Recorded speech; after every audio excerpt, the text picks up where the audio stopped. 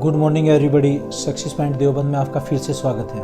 आज की इस वीडियो में हम करते हैं जीके सीरीज नंबर 50 और जो प्राचीन इतिहास से संबंधित है, जिसमें हम ऋग्वेदिक इसमें चैप्टर पढ़ेंगे, वैदिक या ऋग्वेदिक।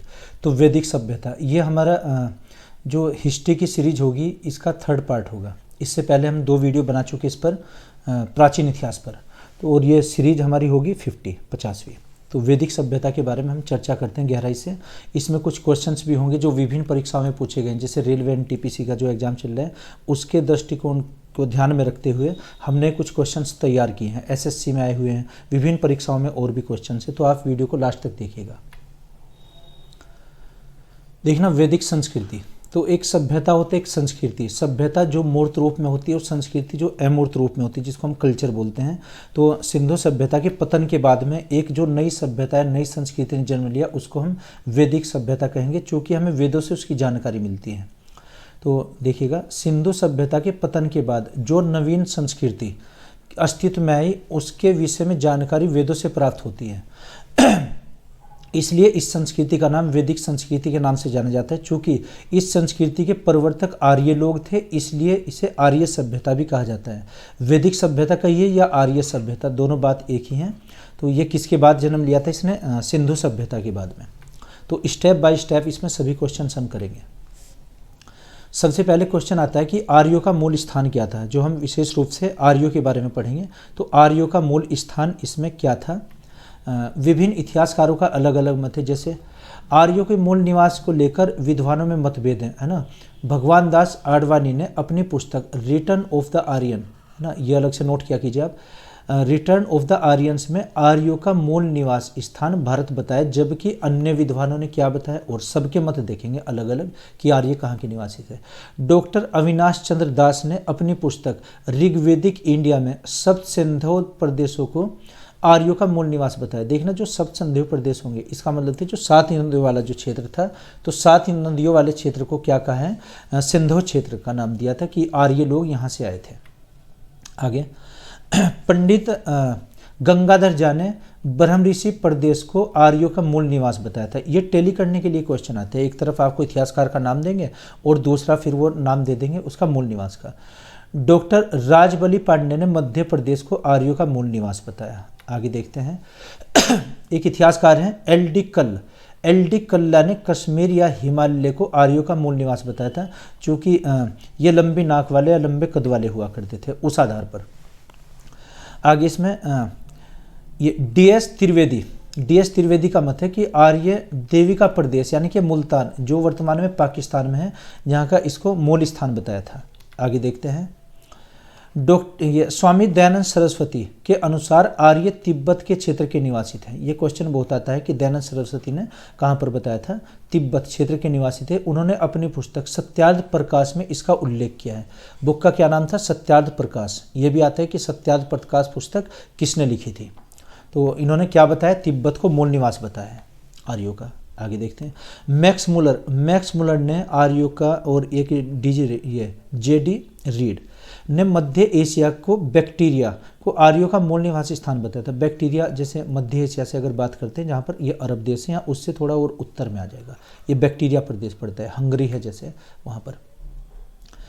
पंडित गंगाधर तिलक, बाल गंगाधर तिलक ने अपनी पुस्तक उत्तरी ध्रुव को आर्यों का मूल स्थान बताया था। इनका उल्लेख कौन सी बुक में है?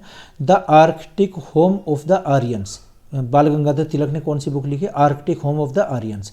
और दयानंद सरस्वती ने कौन सी लिखी है? सत्यार्थ प्रकाश। ये दोनों बुक आप नोट कर लीजिए, है ना, क्योंकि ये भारतीय लेखक हैं, बहुत ही मान्य है इनके मत कि आर्य लोग कहाँ कहाँ से आए थे। एक तो दयानंद सरस्वती और बाल गंगाधर तिलक की पुस्तक का नाम। आगे देखते हैं। वैदिक सभ्यता का काल क्या था? किस काल की सभ्यता रही है? तिलक के अनुसार बाल गंगाधर तिलक ने आर्यों का आवागमन 4000 ईसा पूर्व बताया था। BC, before Christ, BC। देखना, BC का मीनिंग क्या होता है? जैसे वर्ष चल रहा है इस टाइम पर AD, जैसे सन 1, 2, 3, 4, अब चल रहा है जैसे 2021 वर्ष हुआ है, सन 1, 2, 3, 4। तो जब से ये समय पहले वाला है, इससे पहले का समय ये बीसी में काउंट होगा, बिफोर क्राइस्ट। और इस समय को जो अब चल रहा है 2021 वाला, इसको हम कहेंगे एडी, एंडोमिनी। एंडोमिनी का मतलब बाद, यानी कि तो ईस्वी चल रहा है। और जो जब कैलेंडर शुरू नहीं हुआ था, इससे पहले वाले के समय को ईसा पूर्व बोलते हैं। ईसा पूर्व, ईस्वी से पूर्व, यानी कि अब उससे 4000 वर्ष पुरानी बात है। यानी कि अब कितने हुए, 4000 ये और 2000 ये, 6021 वर्ष पुरानी बात है अब से। तो तिलक जी ने क्या कहा है, आर्यों का आवागमन ये भारत में कब आए थे, 4000 ईसा पूर्व आए थे, 4000 बीसी में। दूसरे एक और इतिहासकार हैं मैक्स मुलर। मैक्स मुलर ने 1200 ईसा पूर्व से 1000 ईसा पूर्व तक इनका आवागमन का काल माना है कि ये भारत में तब आए थे।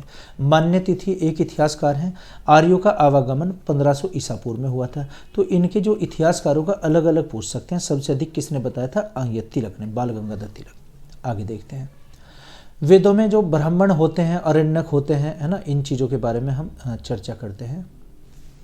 तो एक बार ये पेन बदल लेते हैं, सुनिए।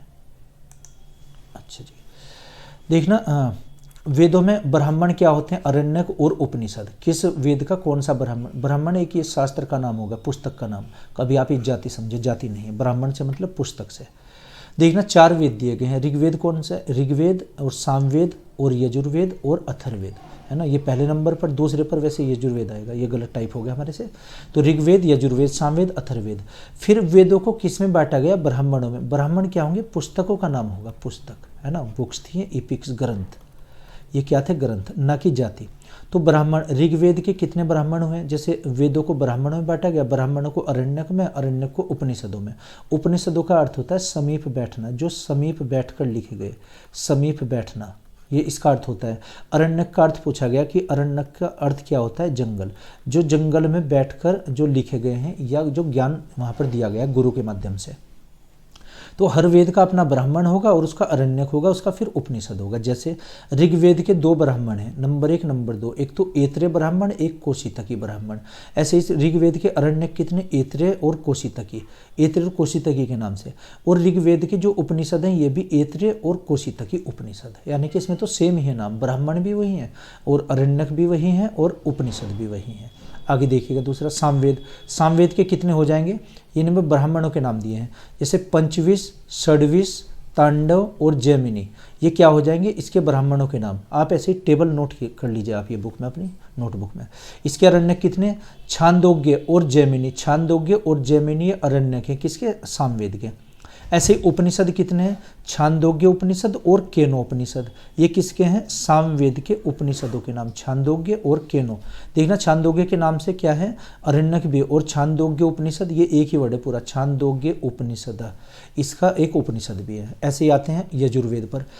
यजुर्वेद के ब्राह्मण कितने, 2 ब्राह्मण, कौन कौन से, तैत्तिरीय और शतपथ ब्राह्मण, तैत्तिरीय ब्राह्मण और शतपथ ब्राह्मण। ऐसे ही अरण्यक कितने हैं, वृद्धारण्यक और तैत्तिरीय, वृद्धारण्यक और तैत्तिरीय अरण्यक, ये क्या है, इसके अरण्यक। और इसके उपनिषद कितने यजुर्वेद के, जैसे श्वेताश्वर उपनिषद और वृद्धारण्यक उपनिषद, ईशोपनिषद, मैत्रेय उपनिषद, कठोपनिषद और तैत्तिरीय उपनिषद, ये किसके हो जाएंगे, यजुर्वेद के। अथर्ववेद के कितने, गोपथ, ब्राह्मण क्या है, गोपथ। लेकिन अथर्ववेद का कोई भी अरण्यक नहीं है। ये क्वेश्चन आता है कि किस वेद का अरण्यक नहीं है, तो अथर्ववेद का कोई अरण्यक नहीं है। और इसके उपनिषद कितने अथर्ववेद के, एक मंडूकोपनिषद, प्रश्नोपनिषद और मांडुक्योपनिषद। ये मुंडकोपनिषद, जहाँ से सत्यमेव जयते लिया गया है, जो भारत का राष्ट्रीय वाक्य भी है, एक वाक्यांश। तो आप ये टेबल ऐसे ही बना लीजिए, ऐसे ही नोट कर लीजिए नोटबुक में अपनी। आगे देखते हैं, ऋग्वेद में कुछ नदियों का भी उल्लेख है कि ऋग्वेद में किन किन नदियों का उल्लेख है, उनके प्राचीन नाम आते हैं। फिर देखना ऋग्वेद में नदियाँ और उसके प्राचीन नाम। नदी क्या हो जाएगी, जैसे सिंधु नदी है ना, ऋग्वेद में करीब 31 नदियों का उल्लेख है, उसमें सबसे अधिक बार जो उल्लेख है वो ऋग्वेद में ही है, वैसे सभी वेदों में है, अभी उस पर चर्चा होगी। सिंधु नदी को वेदों में कहा गया सिंधु, है ना। व्यास नदी का नाम क्या हो जाएगा, बिपाशा, ये इसके प्राचीन नाम है बिपाशा, है ना। झेलम नदी का नाम वितस्ता, चेनाब नदी का नाम आस्किनी, घग्गर नदी का नाम हो जाएगा दृशदती, ये द के नीचे रे लगा हुआ है, ये सही से टाइप नहीं हुआ। रावी नदी का नाम पुरुषनी। ऐसी सतलज नदी का नाम सतुद्री, गोमल नदी का नाम गोमती, गोमती नदी का नाम क्या था, गोमल। काबुल नदी का, जो काबुल से निकलती थी, कुभा, कुंभ लिखा हुआ है, कुभा नाम है, कुभा, ये काबुल नदी का नाम है। गंडक नदी का नाम सदानीरा। क्वेश्चन है कि कौन सी नदी थी जो कभी नहीं सूखती थी, यानी कि 12 महीनों पर जल प्रवाहित होता था, सदानीरा, यानी कि हमेशा जल रहने वाला। कुर्रम नदी का नाम कुर्म। ये कुछ नदियों के नाम हैं, आप इन्हें नोट कर लीजिए, वैसे पहली वीडियो में भी हम बता चुके हैं। तो इसमें ये 12 नदी हो जाएंगी, 13 है ना, 10, 11 और 12 नदियों के नाम हैं। अब इनमें कुछ उल्लेख दिया है कि किस नदी का उल्लेख कितनी बार है, देखना। वैदिक संहिताओं में कुल 31 नदियों का उल्लेख है, जिसमें से 25 नदियों का उल्लेख ऋग्वेद में है। अकेले ऋग्वेद में ही 25 नदियाँ, इसका मतलब 6 नदियाँ और उसमें हैं वेदों में। तो सबसे अधिक नदियों का उल्लेख किसमें, ऋग्वेद में। आगे, ऋग्वेद के नदी सूक्त में 21 नदियों का उल्लेख है। ऋग्वेद में कितनी नदी सूक्त में, इसमें जो सूक्त है ना अलग अलग, टोटल कितने सूक्त हैं, 1028 सूक्त हैं। 1028 में से एक नदी सूक्त है ना, हिम्स, उसमें से 21 नदियों का उल्लेख है। वैसे टोटल 25 का है, लेकिन नदी चैप्टर में 21 का। आगे, सिंधु नदी का सर्वाधिक बार उल्लेख है। सिंधु नदी सबसे अधिक बार दोहराई है, करीब 250 या 251 बार दोहराई गई है। आगे, आर्यों की सबसे पवित्र नदी ये सरस्वती नदी मानी गई है। सरस्वती सबसे पवित्र नदी थी आर्यों की, है ना। आगे, सरस्वती नदी को ऋग्वेद में नदिस्ता है ना, नदीत्मा, नदीत्मा कहा गया ऋग्वेद में, इसका नाम है। तो ये नदियों का उल्लेख है, इससे भी क्वेश्चन बनता है एक। आगे देखते हैं, ऋग्वेदिक कालीन देवताओं के नाम है ना, देवता कौन सा, किस कार्य के लिए कौन सा देवता था, क्योंकि यहाँ पर देवताओं का उल्लेख वेदों में किया गया। जैसे देवता, इसमें देखिएगा आप इसमें देवता, इंद्र देवता, तो इंद्र देवता क्या थे, युद्ध का नेता और वर्षा का नेता, है ना। वर्षा के लिए सर्वोपरि कौन से देवता संबंधित थे, इंद्र, यानी कि हम इंद्र की पूजा करते थे जब हम वर्षा के बारे में या फिर युद्ध के बारे में कुछ आराधना या पूजा करते थे। अग्नि, अग्नि देवता किससे संबंधित है, मनुष्य, ये देवता और मनुष्य के बीच मध्यस्थता करने वाले, ये मध्यस्थता कौन करेंगे, इसमें अग्नि देवता। वरुण देवता, वरुण देवता पृथ्वी और सूर्य के निर्माता और समुद्र का देवता, विश्व के नियामक और शासक, सत्य का प्रतीक, ऋतु परिवर्तन और दिन रात का कर्ता। ये किसको माना गया, वरुण देवता को, है ना। तो टैली करने के लिए क्वेश्चन, मिलान करने के लिए आएंगे। अच्छा, द्योनेता, द्योनेता ये हो जाएगा देवता, आकाश का देवता सबसे प्राचीन, सोम वनस्पति का देवता। उषा क्या है, प्रगति और उत्थान के देवता, उषा, है ना, उषा देवी है, उत्थान की देवी, ये देवी कहेंगे उषा। अश्विन, अश्विन विपत्तियों को हरने वाला, यानी कि विपत्तियों को कम करने वाला देवता। पूषण देवता, पशुओं का देवता। क्वेश्चन है कि कौन से देवता हैं जिनके रथ को बकरे खींचते थे, पूषण देवता, है ना। तो ये बकरे, इनकी सवारी हुआ करती थी, बकरा, है ना, ही गोट होता है जैसे गोट। विष्णु, विश्व के संरक्षक और पालनकर्ता विष्णु। मरुत, मरुत आंधी तूफान के देवता, है ना, मारुति, जैसे भगवान हनुमान जी को कहा गया मरुति या मारुति भी नाम है उनका। तो ये कुछ देवताओं का उल्लेख है, इसमें टैली करने के लिए एक बहुत अच्छा क्वेश्चन बनता है। आप इसे ऐसे ही नोट कर लीजिए, 2 कॉलम बनाकर, तो साथ साथ आप नोट करते रहो, इससे आपको ज़्यादा लाभ मिलेगा। बाद में हमने इसके कुछ क्वेश्चंस भी डाले हैं जो रेलवे में SSC में आए हुए क्वेश्चन है, उन्हें आप ये लास्ट तक आप वीडियो देखिएगा, चाहे 2 बार में देख लीजिएगा, लेकिन लास्ट के क्वेश्चन आप हर हाल में नोट किया कीजिए। वेदांग, वेदांग क्या होते हैं, तो वेदांग के बारे में चर्चा करते हैं। वेदांग हो जाएंगे जो वेदों को पढ़ने के लिए सही उच्चारण किया गया है ना। वेदांग और उनका संक्षिप्त परिचय, तो ये देखिएगा आप वेदांगों के बारे में। वेदांग का अर्थ ठीक ठीक समझने के लिए वेदांगों की रचना की गई, यानी कि जो वेदों का अर्थ हम समझते हैं। वेदांग कुल कितने, 6 वेदांग हैं। ये सूत्र साहित्य के अंतर्गत आते हैं जो निम्नलिखित है। कौन कौन से वेदांग देखिएगा आप। पहला वेदांग इसमें शिक्षा, यानी कि स्वर विज्ञान, यह शुद्ध उच्चारण, जैसे वेदों में हम पढ़ेंगे उनका शुद्ध उच्चारण होना चाहिए, है ना। तो ये क्या हो जाएगा, शिक्षा वेदांग का एक नाम है ना, जो स्वर विज्ञान। दूसरा होता है व्याकरण, इसका संबंध भाषा संबंधी नियमों से। तीसरा होता है निरुक्त, निरुक्त यास्क भी नाम है, वैदिक शब्दों की व्युत्पत्ति, इसमें जो शब्द का उच्चारण हुआ है या हमने जो प्रयोग किया है वो कहाँ से शब्द आए, उनके लिए हम क्या पढ़ते हैं, निरुक्त। और अगला होता है नंबर 4 छंद, इसके 2 भाग हैं, लौकिक और अलौकिक। वेदों में लौकिक छंद का प्रयोग किया है, अलौकिक का। नंबर 5 ज्योतिष, इसके भी 2 भाग हैं, गणित ज्योतिष और फलित ज्योतिष, है ना, जो एस्ट्रोलॉजी होती है, यानी कि उसके बारे में एस्ट्रोलॉजी के पूरा बताया गया। कल्प, है ना, धर्मानुष्ठान के लिए कल्प, ये ऐतिहासिक दृष्टिकोण से सबसे महत्वपूर्ण है। कल्प नामक वेदांत में छोटे छोटे वाक्यों में सूत्र बनाकर महत्वपूर्ण वैदिक विधि विधानों को प्रस्तुत किया गया है ना, जिसके 4 प्रकार हैं। तो खैर उनके बारे में हम चर्चा नहीं करेंगे। तो आप ये क्या लिखेंगे, हम 6 इसमें वेदांग हुए। आप इन वेदांग और उनकी विषय वस्तु आपको लिखना है, एक टेबल बना लीजिए ऐसी। इधर क्या लिखें हम, वेदांग, और इधर क्या लिखें हम, उनका विषय। तब ये कंठस्थ आपके याद हो जाएंगे। आगे दर्शन आते हैं। फिर दर्शन कितने होते हैं, दर्शन 6। तो दर्शन के किसके कौन लेखक थे, ये बड़ा अच्छा क्वेश्चन बनता है। चारवाक दर्शन के प्रवर्तक या इसके जो संस्थापक थे ऋषि चारवाक। योग दर्शन के कौन थे, पतंजलि। सांख्य दर्शन के कपिल। न्याय दर्शन के गोमती, है ना, गौतमी, ये गौतमी पुत्र के नाम से। पूर्व मीमांसा जैमिनी। उत्तर मीमांसा के बादरायण। और वैशेषिक दर्शन के कणाद या उलूम, है ना, ये उलूम या कणाद नाम है, कणाद, ये कणाद हो जाएगा। तो ये 6 दर्शन हुए। 6 दर्शन आप ऐसे ही इनकी टेबल बनाइए। आगे देखना, वैदिक काल से संबंधित प्रश्न जो परीक्षाओं में पूछे गए। देखना इसमें रेलवे के भी प्रश्न हैं और एसएससी के भी, एसएससी सीजीएल के भी क्वेश्चन है, और एसएससी जो एमटीएस हुआ करता था पहले, या फिर जो मैट्रिक लेवल पर है ना, जिसको हम सीएचएसएल बोलते हैं। एसएससी एक तो सीजीएल होता है, सीजीएल, और एक सीएचएसएल। तो दोनों के इसमें प्रश्न है और रेलवे के भी प्रश्न है। इससे आपको काफ़ी हेल्प मिलेगी।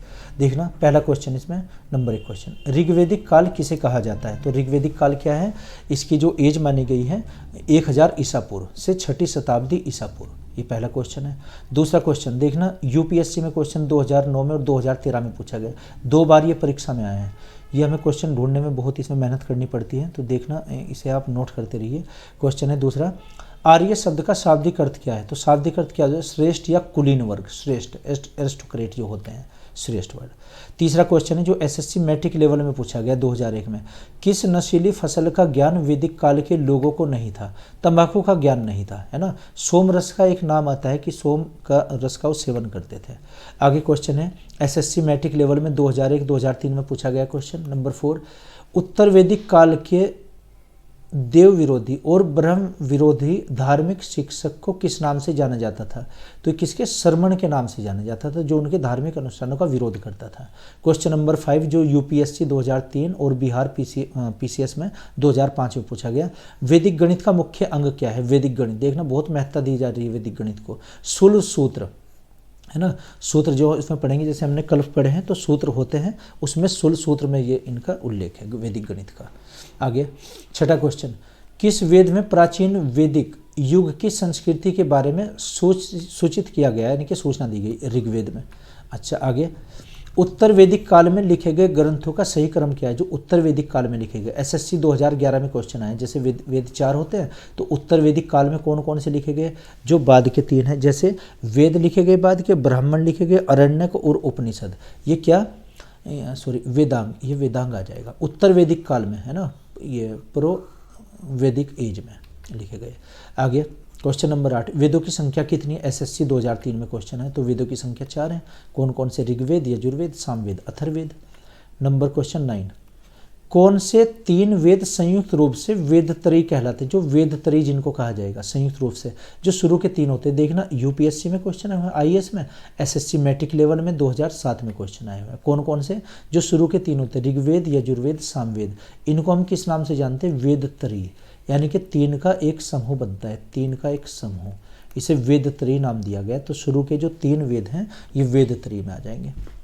क्वेश्चन नंबर 10, भारत के राज चिन्ह में शामिल शब्द सत्यमेव जयते किस उपनिषद से लिया गया। देखना आरआरबी रेलवे मुंबई में पूछा गया है, सीसी में पूछा गया, उत्तराखंड पीसीएस में क्वेश्चन पूछा गया। तो सत्यमेव जयते किससे, अथर्ववेद का जो उपनिषद है कि मंडूक उपनिषद है ना, ये मंडूक उपनिषद यहाँ से लिया गया सत्यमेव जयते, यानी कि सत्य की जीत। आगे क्वेश्चन देखिएगा 11,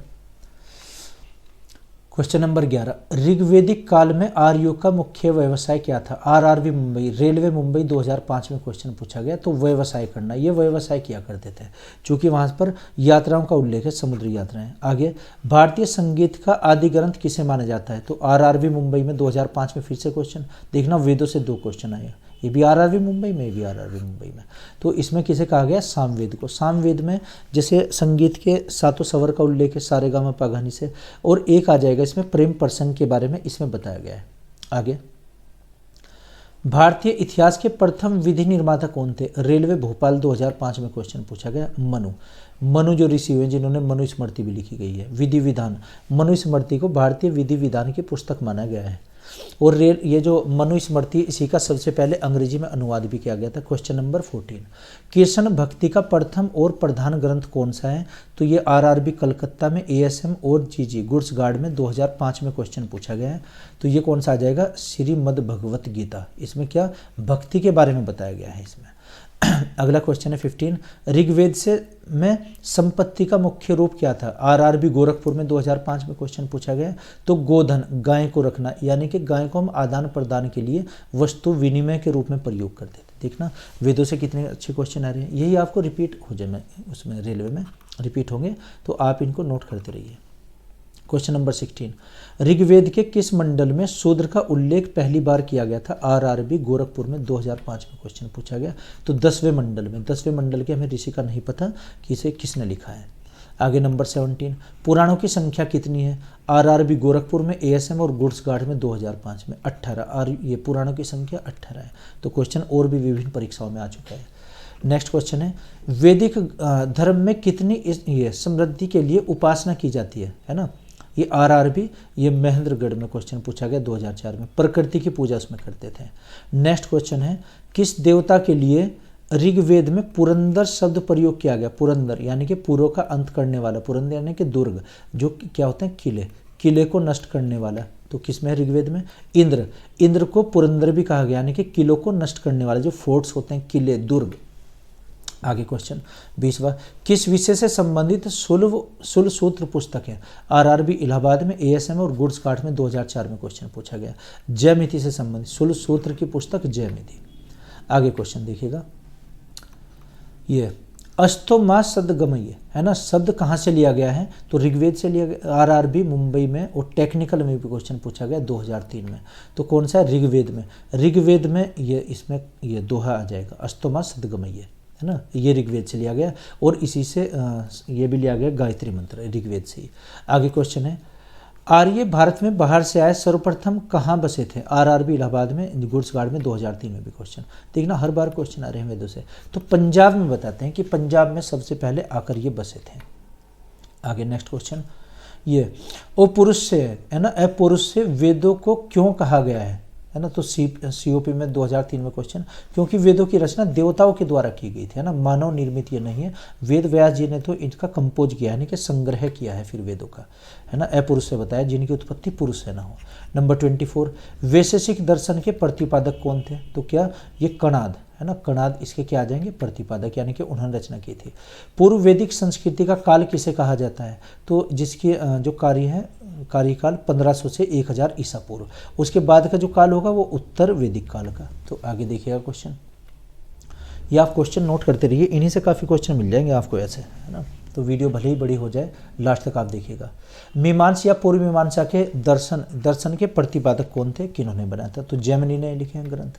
अच्छा आगे है, वेदांत या उत्तर मीमांसा दर्शन के प्रतिपादक कौन थे, तो बादरायण है ना, टेबल में भी आपको बताया बादरायण, ये क्वेश्चन आए देखना, टेबल से 2 क्वेश्चन। 28 क्वेश्चन है, ऋग्वेद में कौन सा मंडल सोम को समर्पित है, तो बिहार पीसीएस में क्वेश्चन है, 2 बार पूछा गया 1995 और 98 में, तो सोम मंडल आ जाएगा, 9वां मंडल सोम को समर्पित है, सोम को 9वां मंडल। आगे इसमें क्वेश्चन 29, प्रसिद्ध 10 राजाओं का युद्ध किस नदी के किनारे लड़ा गया था, बिहार पीसीएस में क्वेश्चन है, तो कौन सा है, तो पुरुषनी नदी, यानी कि जिसका नाम रावी नदी हो जाएगा। ये राजा भरत और 10 राजा एक तरफ थे, वर्सेज 10 राजा, इसमें 10 राजा एक तरफ थे। राजा भरत ने जो तुरुस्तु वंश के संबंधित थे 10 राजाओं को एक साथ हराया था। नंबर 30, धर्मशास्त्रों में भू राजस्व की दर क्या थी, बिहार पीसीएस में क्वेश्चन है, 1/6, तो 1/6 भू राजस्व की, कुल वार्षिक आय का 1/6 उसमें देना पड़ता था। आगे देखिए क्वेश्चन नंबर 31, 800 ईसा पूर्व से 600 ईसा पूर्व का काल कौन सा युग से जुड़ा है, बिहार पीसीएस 1994 में क्वेश्चन है, ब्राह्मण युग के नाम से। ब्राह्मण का मतलब वो नहीं कि संप्रदाय था, यानी कि ब्राह्मण जो हमारे ग्रंथ हुआ करते थे, ग्रंथ जैसे ऋग्वेद के ये ऐतरेय और कौशिक की ब्राह्मण हुए हैं। नंबर 32, किस काल से अछूत की अवधारणा स्पष्ट रूप से उदित हुई? बिहार पीसीएस 1994 में क्वेश्चन। उत्तर वैदिक काल में जो छुआछूतन डिस्क्रिमिनेशन उसकी अवधारणा शुरू हुई थी। आगे, एशिया माइनर स्थित बेगज कोई का महत्व क्यों था? बेगज कोई है ना, ये इराक ईरान का, एशिया माइनर बोलेंगे जो इराक ईरान का क्षेत्र पड़ता है, इराक या ईरान। बिहार पीसीएस 1994 में और 1998 में क्वेश्चन है, देखो ये तो क्या है इसमें, क्योंकि 4 देवता इंद्र वरुण मित्र नासत्य का उल्लेख मिलता है। ऐसा बताते हैं कि भारतीय जो ये थे इंद्र देवता, ये यहाँ पर एक बेगज कोई के अभिलेख में एक युद्ध हुआ था, उसकी शांति के लिए यहाँ से गए थे। 4 उसका नाम मिलता है, इंद्र मित्र वरुण और नासत्य, 4 राजा, 4 हमारे देवता थे। 34 गायत्री मंत्र का उल्लेख किस पुस्तक में मिलता है? तो कौन सी पुस्तक आ जाएगी? ऋग्वेद में। ऋग्वेद में गायत्री मंत्र। आप नोट करते रहिए, इन्हीं से काफ़ी क्वेश्चन मिल जाएंगे आपको। ये तो न्याय दर्शन को किसने प्रसारित किया था? देखना यूपी पीसीएस में क्वेश्चन 2005 में, राजस्थान उसमें है एडमिनिस्ट्रेटिव सर्विस में, और आरटीएस में 2009 में क्वेश्चन है। न्याय दर्शन के प्रतिपादक कौन थे, यानी कि लेखक कौन थे? तो गौतम नाम थे, है ना, कि गौतमी नाम लगा देंगे या गौतम। आगे क्वेश्चन है इसमें 36 प्राचीन भारत में निष्क से क्या जाने जाते हैं? निष्क, तो निष्क किसे कहते हैं? जो सोने के आभूषण होते थे। उत्तर प्रदेश पीसीएस 2005 में क्वेश्चन। आगे, योग दर्शन में कौन प्रतिपादक थे? तो योग दर्शन के पतंजलि हो जाएंगे। उत्तर प्रदेश पीसीएस में देखना 2002 में, 2008 में, 2009 में क्वेश्चन रिपीट होते हैं असल में इतिहास के। तो आप ये नोट करते रहिए धीरे धीरे। वीडियो चाहे 2 बार में देखिए, आप 3 बार में देखिए, लेकिन आपको ये क्वेश्चन नोट करने चाहिए। 38 उपनिषद पुस्तकें किस पर आधारित है? उपनिषद कैसे? दर्शनों पर आधारित है, जो दर्शनों पर लिखी गई हैं। आगे, आरंभिक वैदिक साहित्य ये टाइपिंग से सर्वाधिक वर्णित नदी कौन सी है? तो उत्तर प्रदेश में, वो नदी वाली अभी टेबल डाली है, सिंधु नदी का सबसे अधिक बार उल्लेख हुआ है।